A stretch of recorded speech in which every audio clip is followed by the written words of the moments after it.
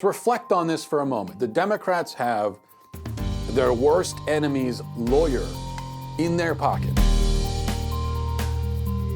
They have the guy who's been putting out fires for Trump for the last 10 years. The guy who they say knows where all the bodies are buried. Whatever dirt there might be, whatever skeletons lay hidden in whatever closets, this is the guy who would know about it. And this hearing, which exonerated Trump more than it implicated him, is the best they could do with that secret weapon. That is quite incredible when you think about it. And I think it's incredibly favorable to Trump, really. Now, it's true that you're not going to, it's hard to argue that politically or from a PR perspective that Trump comes out looking better because of something like this. Because some of the claims that were made about him are, they're not illegal, but they are embarrassing. They don't make him look good.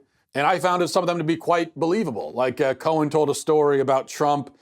There was some auction where a portrait of Trump was being auctioned off, and Trump wanted to make sure that his portrait was the highest priced item. So he arranged to bid through anonymously to bid on his own portrait so that it would be the highest priced item. Now, I personally find that totally believable. I absolutely think that Donald Trump would do something like that. But it's not illegal, and it doesn't really matter.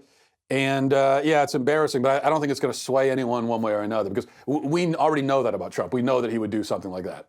But the Democrats will continue. We have crossed some kind of Rubicon now, and we're in a place where the opposition party is just going to keep investigating until they find a way to get rid of this guy that they don't like, to get rid of this president.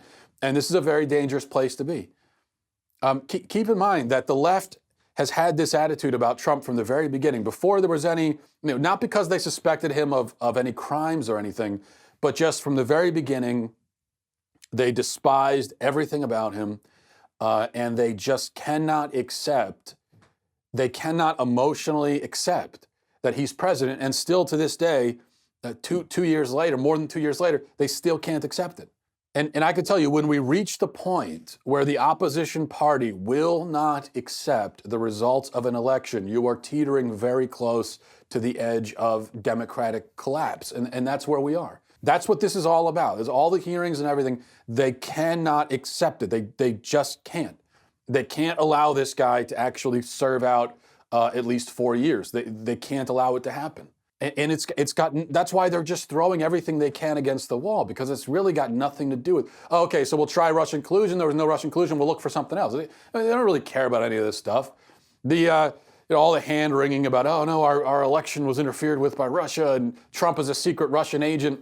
They don't actually think that or care about it. It's just that was, that's one avenue we can explore to get rid of him. And that doesn't work. Let's go over here. Well, there was the Trump Tower thing. Well, okay, that's not really working out. Let's go over here. Maybe we'll get maybe there's an obstruction of justice. Okay, well, no, not really. So they're just looking for anything they can to rid themselves of this man.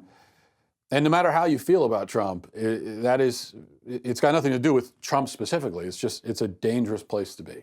And you can't, there's the whataboutism thing that liberals are doing now, where they're saying, yeah, but that's what Republicans did with Obama. What about the Benghazi hearings that went on forever? Yeah, well, yeah, you know what, but that's a little bit different, because in Benghazi, Americans died. People died in Benghazi. People were left to die. So something really bad happened. And not only that, but we know that the Obama administration lied about it after the fact. They're on tape.